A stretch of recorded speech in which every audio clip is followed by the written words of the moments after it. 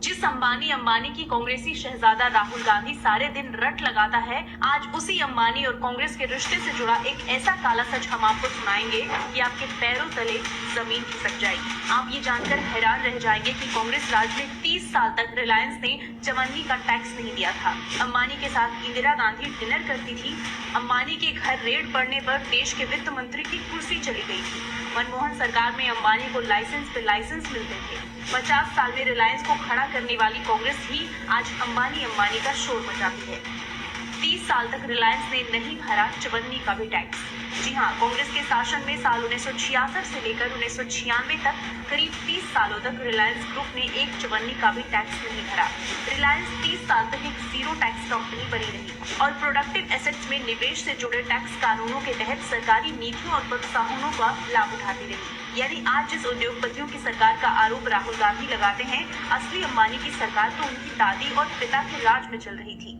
इस देश में जानने वाली बात है कि 1966 में रिलायंस इंडस्ट्री आई, 66 में, और 98 तक, मैं ऑन रिकॉर्ड ये बात कर रहा हूं मिस्टर कार्ति चिदम्बरम, 98 तक। यही नहीं, राहुल गांधी की दादी इंदिरा गांधी के धीरू भाई अंबानी के साथ इतने अच्छे संबंध थे कि दोनों साथ में डिनर करते थे। अब जरा सोचिए, अगर आज देश के पीएम किसी ऐसे उद्योगपति के साथ डिनर कर ले जिसे सरकार ने टैक्स में पूरी छूट दे रखी हो, तो कांग्रेसी अपने कपड़े फाड़ लेंगे। अंबानी के घर रेड और वित्त मंत्री की हो गई छुट्टी। जी हाँ, कांग्रेस सरकार में अंबानी परिवार की ऐसी तूती बोलती थी कि राजीव गांधी सरकार में जब धीरू भाई अंबानी के घर पर हुई रेड के चलते वित्त मंत्री बीपी सिंह को अपने मंत्रालय से हाथ धोना पड़ गया था। इसे कहते हैं असली अंबानी की सरकार, जो राहुल गांधी के पिता के राज में चल रही थी। मनमोहन की सरकार में अंबानी को मिले लाइसेंस ही लाइसेंस।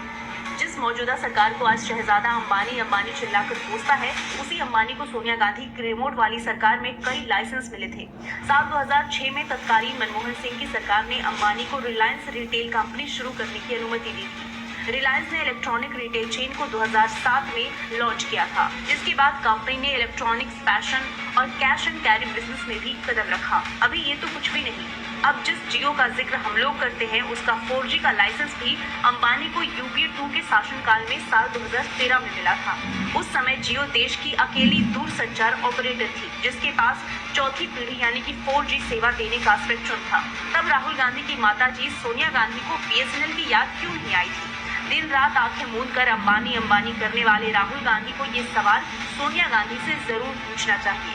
50 साल तक कांग्रेस रिलायंस को पालती रही, टैक्स में छूट, नियमों में छूट, लाइसेंस पर लाइसेंस बांटती रही। अब जब कांग्रेस विपक्ष में है तो उसी अंबानी का शोर मचाती है। उद्योग में मोनोपोली का विरोध की नौटंकी करती है। जो कांग्रेस का पूरा इतिहास ही लाइसेंस राज अपने पसंद के कुछ उद्योगपतियों को बढ़ाने का रहा है। कांग्रेस का अतीत ऐसा है कि कांग्रेस किसी भी मुद्दे पर मुंह नहीं खोल सकती, वरना अतीत में किए उसके सारे पाप उसके सामने आकर खड़े हो जाते हैं। रिलायंस अंबानी के साथ कांग्रेस के अतीत भी बिल्कुल ऐसा ही है।